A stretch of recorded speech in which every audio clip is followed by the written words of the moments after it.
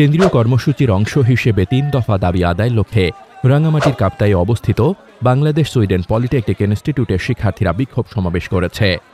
18 September বৃহস্পতিবার সকাল 11:30 থেকে বেলা 12টা পর্যন্ত ইনস্টিটিউট চত্বরে এই কর্মসূচি পালিত হয়।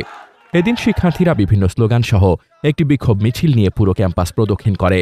পরে তারা ইনস্টিটিউটের প্রধান ফটকের সামনে একটি সমাবেশে মিলিত হয়। সমাবেশে শিক্ষার্থীরা তাদের দাবিগুলো তুলে ধরেন। তারা প্রকৌশল অধিকার আন্দোলন কর্তৃক ডিপ্লোমা প্রকৌশলীদের প্রকাশ্যে গুলি ও জবাই করে হত্যার হুমকি প্রদানকারীদের সর্বোচ্চ শাস্তি নিশ্চিত করার দাবি জানান।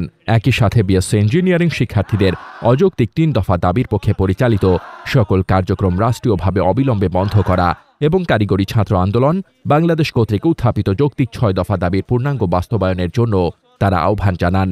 বিক্ষোভ সমাবেশে বক্তব্য রাখেন বিএসপিআই এর শিক্ষার্থী মোহাম্মদ তারেক হোসেন, অটোমোবাইল ষষ্ঠ পর্ব, মোহাম্মদ বেলাল, মেকানিক্যাল ষষ্ঠ পর্ব, সায়েম, অটোমোবাইল ষষ্ঠ পর্ব, নবিউল, সিভিল উড ষষ্ঠ পর্ব, আল শাহরিয়ার, সিভিল উড ষষ্ঠ পর্ব এবং নাদিম, মেকানিক্যাল ষষ্ঠ পর্ব।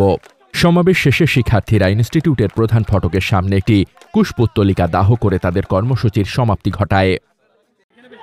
মোহাম্মদ শামীম রেজা, দৈনিক খোলা চোখ।